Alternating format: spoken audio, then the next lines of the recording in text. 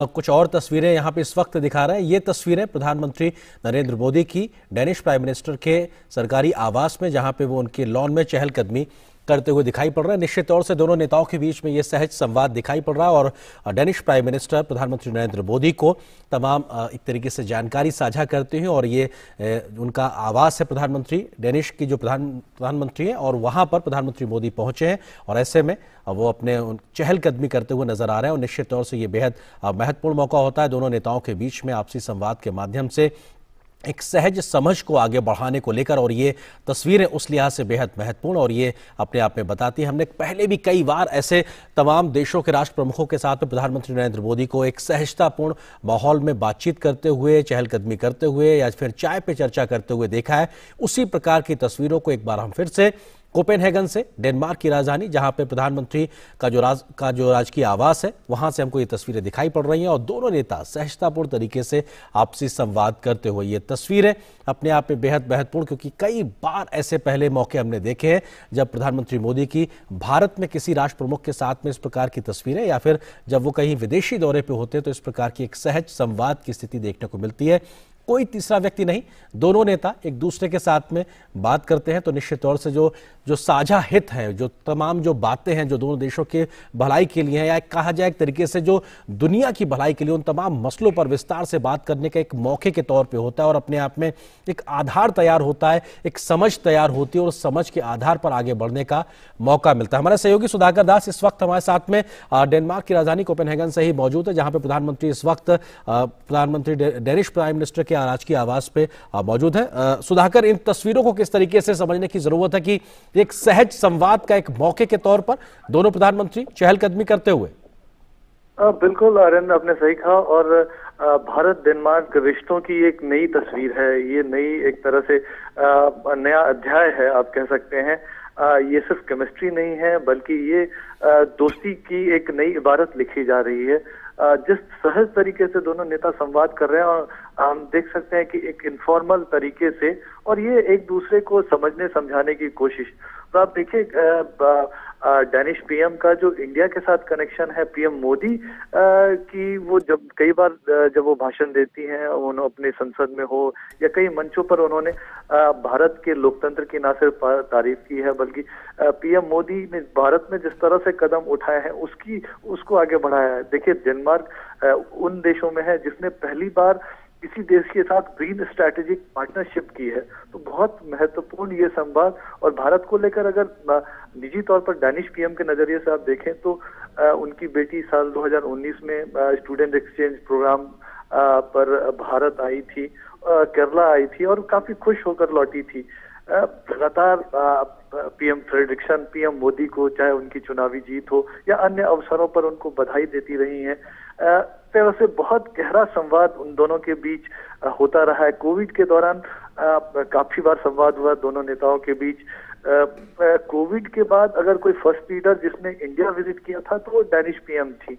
तो आप समझ सकते हैं कितना आत्मीय संबंध दोनों नेताओं के बीच है। और जाहिर तौर पर इस संबंध की वजह से भारत डेनमार्क रिश्तों को एक तरह से न सिर्फ मजबूती मिल रही है, बल्कि एक नया अध्याय भी उसकी वजह से लिखा जा रहा है। जी आर्यन। सुधाकर, ये जो एक आपसी समझ होती है दो देशों के राष्ट्र प्रमुखों के तौर पे, जब वो एक सहज संवाद करते हैं, ये कितना एक मददगार एक आधार तैयार करता है उस ठोस बातचीत के लिए जो अब से कुछ देर बाद शिष्टमंडल स्तर के आधार पे होगी। क्योंकि एक नेताओं के बीच की समझ, देशों के एक दूसरे की जो हित है उसके बारे में, एक दूसरे के बारे में कंसर्न्स को समझना, ये एक तरीके से मौका देता है आगे बढ़ने के लिए, जमीन तैयार करने के लिए।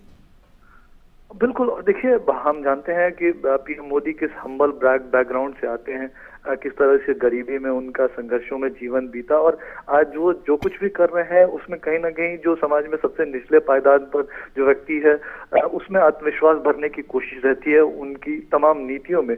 और अगर डेनिश पीएम की भी बात करें आर्यन, तो वो भी काफी हम्बल बैकग्राउंड से रही हैं।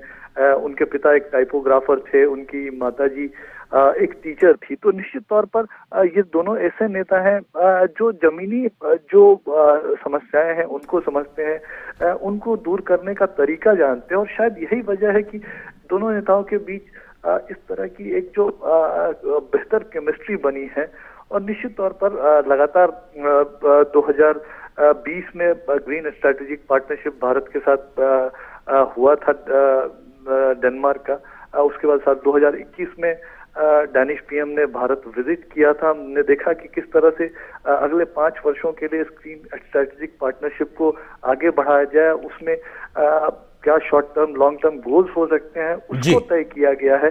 और आगे ये जो एक इनफॉर्मल संवाद है, ये दोनों नेताओं के बीच संवाद को, समझ को तो आगे बढ़ाएगा ही, बल्कि डाउन द लाइन आप देखें तो जो पूरा तंत्र है, कई तरह के मैकेनिज्म है, उस मैकेनिज्म में भी एक नई जान फूकेगा और उनको एक तरह से ये संदेश संकेत जाएगा कि हमको नई ऊर्जा के साथ इन संबंधों को मजबूत बनाने के लिए, इसको आगे बढ़ाने के लिए और नई सदी के जरूरतों के हिसाब से वैश्विक चुनौतियों का सामना करने के लिए तैयार करना होगा, उस दोस्ती को और भी मजबूत करना होगा। तो ये एक बड़ा संदेश जाएगा, तो उसका बहुत ज्यादा फायदा मिलने वाला है। आर्यन, सुधाकर, जो हम तस्वीरों में देख पा रहे हैं खिली हुई धूप और चारों ओर हरियाली, और क्योंकि हम डेनमार्क को एक ग्रीन पार्टनर के तरीके से देखते हैं और ये महज एक सुखद संयोग ही हम कहेंगे कि संभवतः डेनमार्क के प्रधानमंत्री ने जो परिधान धारण किया हुआ वो भी लगभग हरे रंग के तरीके से, तो निश्चित तौर से एक जो सहयोग का जो बड़ा आधार है वो भी कहीं ना कहीं एक ग्रीन पार्टनर के तरीके से लगाता है और फोकस भी हमको नजर आ रहा है। और शायद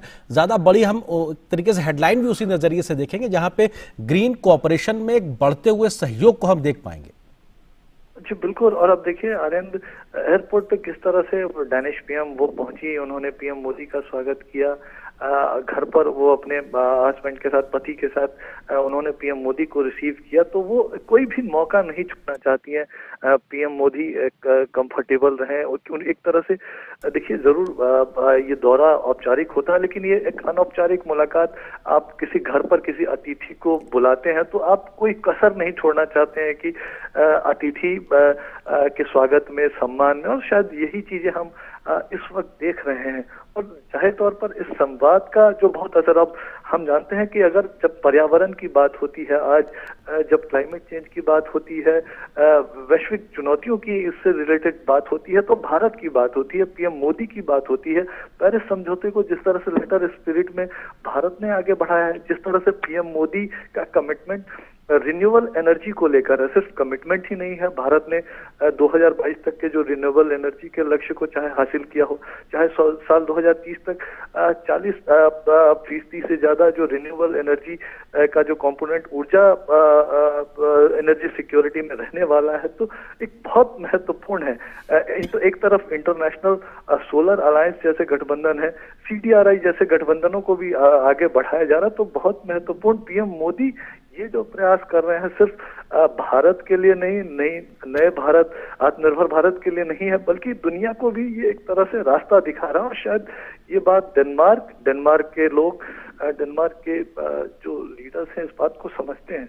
और निश्चित तौर पर बहुत अहम मुलाकात जी।